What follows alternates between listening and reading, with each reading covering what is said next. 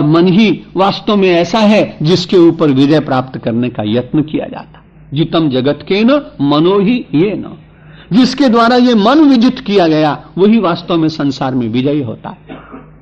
मन पर कितनी विजय प्राप्त करनी चाहिए, एक बड़ा प्रश्न और उपस्थित होता है। साधु सन्यासी महात्मा विरक्त, उनको संपूर्ण मनोजयी होना ही चाहिए। वो कितना हो पाते हैं, लेकिन उनकी ये साधना, उनकी ये आकांक्षा, उनका ये लक्ष्य तो होना ही चाहिए। अब जगत के बीच में जो लोग रहते हैं उनको अपने मन पर कितना नियंत्रण रखना चाहिए, बस उतने के लिए मर्यादाएं व्यक्ति को स्वयं बांधनी चाहिए। जब व्यक्ति अपनी मर्यादाओं के बीच में रहता है तो मन को ज्ञात होता है कि इस व्यक्ति को हम विचलित नहीं कर सकते। मन तो बिल्कुल छोटे से बालक की भांति है, उसको आप जैसे साधना चाहें वैसा ही सध जाता है। मन बहुत चंचल है और मन बहुत बड़ा मित्र भी। यदि हमने उसको मैत्री के द्वारा समझाते हुए अपने वश में करने का थोड़ा प्रयत्न किया तो आपकी जितनी आवश्यकताएं हैं उन आवश्यकताओं की तालिका, उनकी सूची, उनके नियम कुछ आप स्वयं बना सकते हैं। एक बड़े उद्योगपति के साथ मुझे पिछले वर्ष भोजन करने का अवसर आया। कई फैक्ट्री है उनकी, लेकिन मुझे बड़ा अच्छा लगा। श्रावण का मास था, उन्होंने कहा कि महाराज मैं भोजन तो करूंगा, लेकिन मैंने नियम लिया है कि इस मास में केवल अपनी थाली में 5 पदार्थों से अधिक नहीं रखूंगा, और उसमें पानी भी आ जाता है। बहुत चीजें बनी थी। अगर 2-3 सब्जी लेनी हो तो फिर रोटी छूट जाती, अगर रोटी लेनी हो तो मिठाई छूट जाती। अब ये किसी ने कहा नहीं था उनको, उन्होंने स्वयं अपने लिए 1 मास की तपश्चर्या का ये बंधन, मन को स्वच्छ रखने के लिए, नियमित रखने के लिए एक साधना का क्रम बनाया।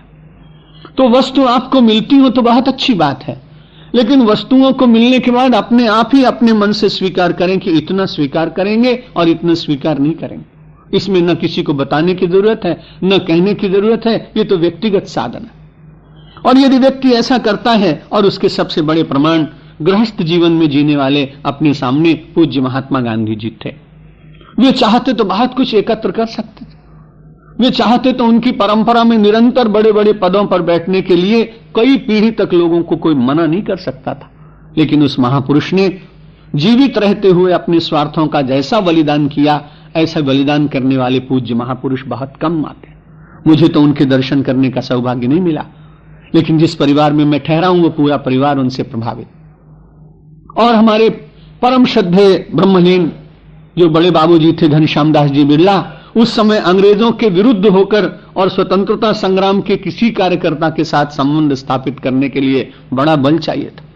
लोग बहुत डरते थे, क्योंकि उस समय तो होड़ लगी थी राय बहादुर बनने की, राय साहब बनने की, खान बहादुर बनने की, खान साहब बनने की। और ऐसे समय में इतनी संपत्ति का आधिपत्य जिसके पास हो और वो स्वतंत्रता के कार्य के लिए अपनी संपत्ति का दान करे, उन लोगों को अपने यहां ठहराए, उनके साथ में रहे। और कल मुझे ज्ञात हुआ, मुझे बड़ा आनंद हुआ कि गांधी जी की ही उपस्थिति में और हमारी माननीय सरला जी की सगाई का कार्यक्रम वर्धा आश्रम में हुआ। तो मैं ये कह रहा था कि संपत्ति बुरी चीज नहीं है, संसार की वस्तुएं बुरी चीज नहीं है, लेकिन यदि ये सारी वस्तुएं आदमी को मन की शक्ति दे दें, बुद्धि की शक्ति नहीं, ये सारी वस्तुएं मन की शक्ति देने लगे तो ये मन तो आदमी को कहां उठा के ले जाएगा, इसका अंत नहीं।